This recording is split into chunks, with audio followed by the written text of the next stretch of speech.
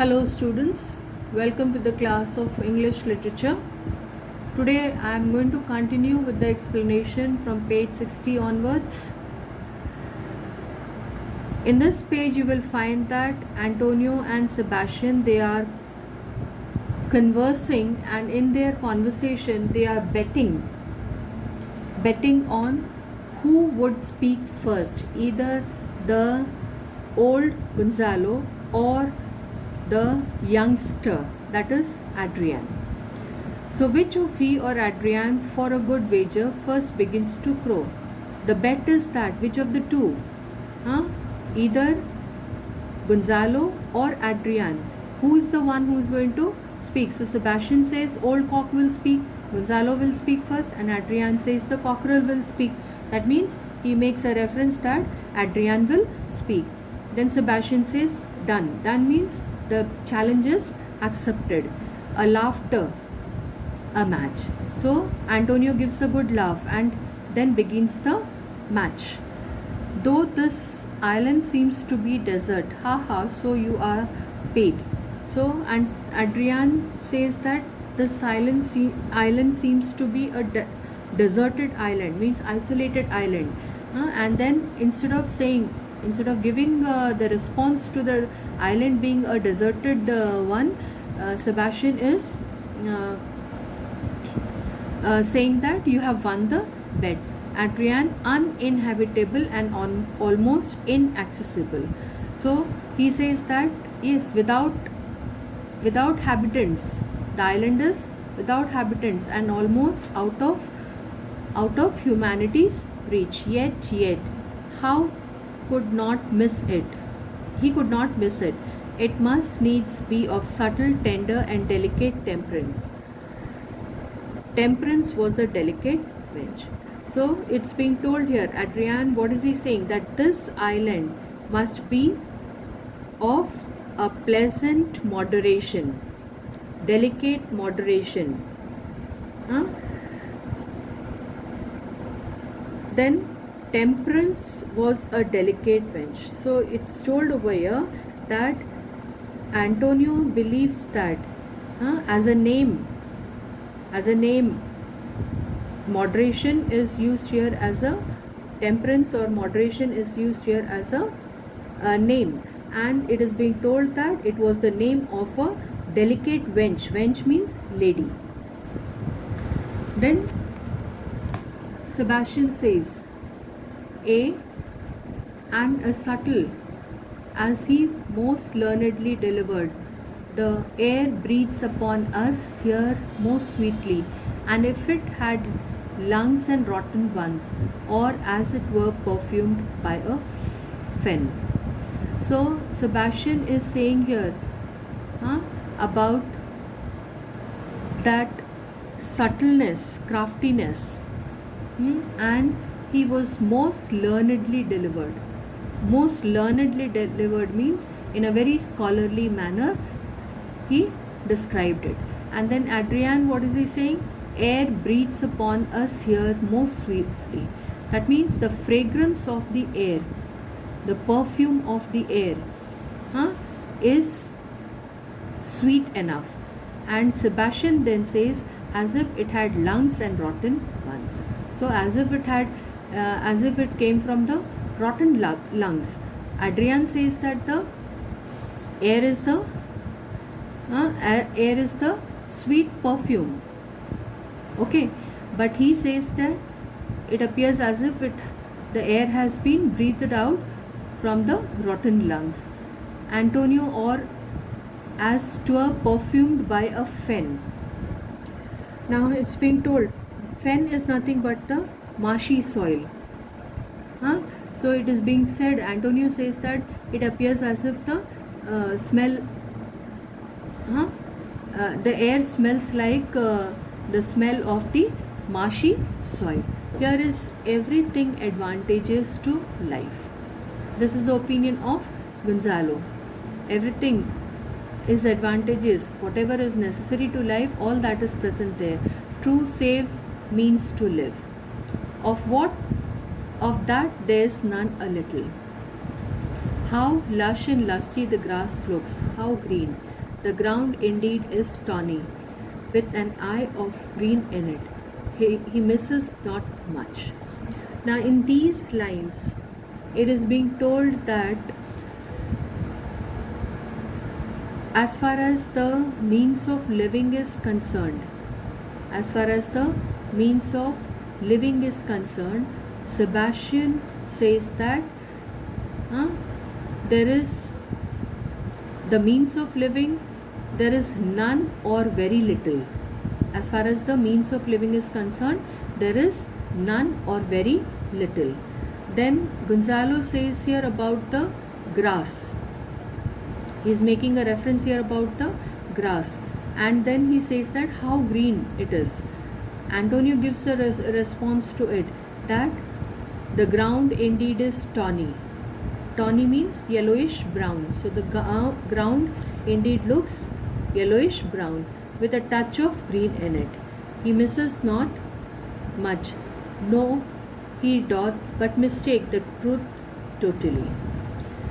Now, the gist of the conversation going on between Gonzalo, Sebastian, and Antonio is that they are trying to emphasize that whatever is visible, that might not be the truth, or you can say that they are farther away from the truth.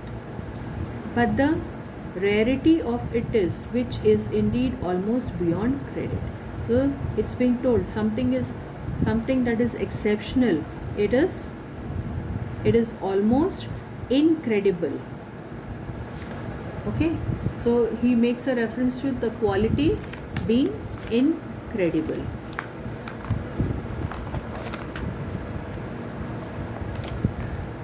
Then Sebastian says, as many vouched rarities are.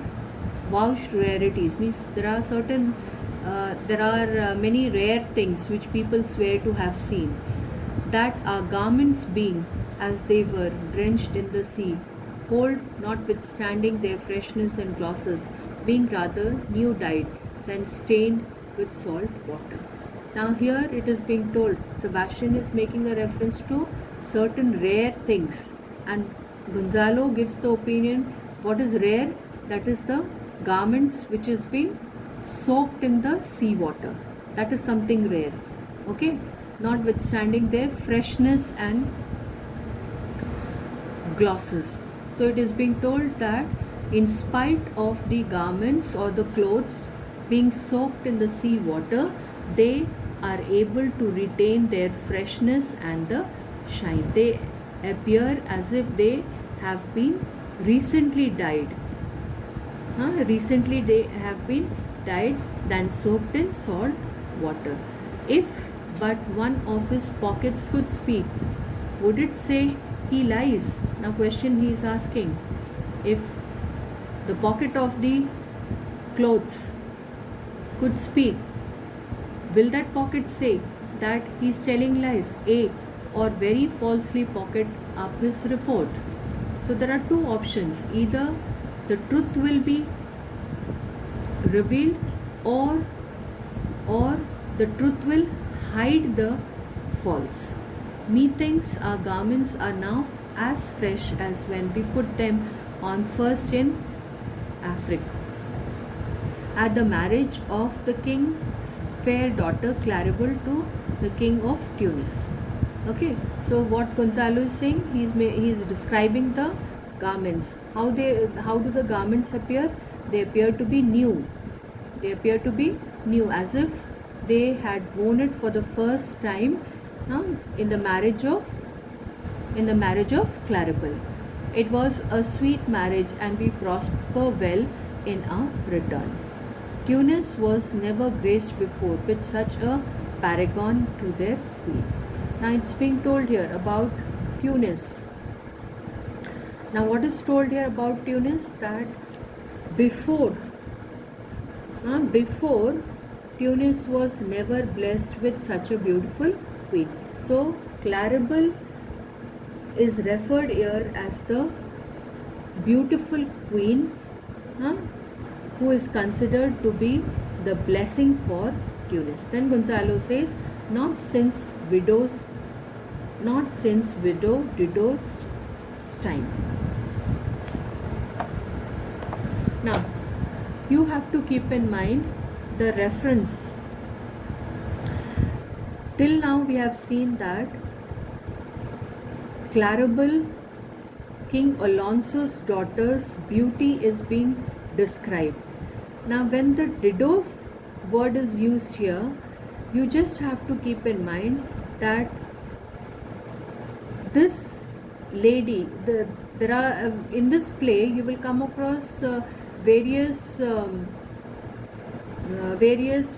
names like Dido, Annis, and most of these characters from different sources like Greek mythology and Roman mythology,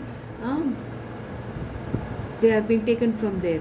So it's being told here that Dido, she is this one, Claribel is being compared to the beauty of Claribel is being compared to the beauty of Dido. And then if you have to keep later on, you once again in Act 5 you will come across this term Dido. So you have to keep in mind that she is called a widow. She is called a widow. Why she is called a widow? Because she was forsaken by her lover Annis. Okay, so it's being told over here that it's being told that since she was being forsaken by her lover Annis, therefore she is being termed as widow Dido. So you have, okay, so the story behind this is that in the classical mythology you have been told that Dido was the queen of Carthage. She fell in love with Annis. He was a warrior.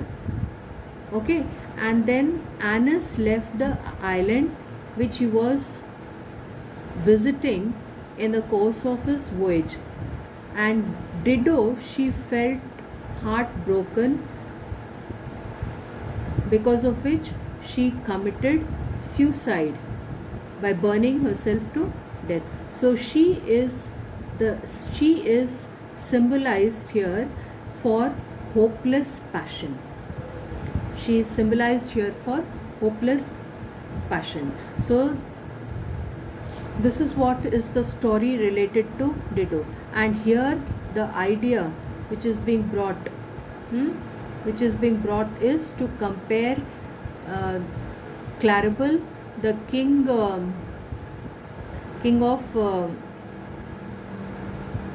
King Alonso's daughter. Claribel, King Alonso's daughter's beauty is being compared to Dido. I stop the explanation here.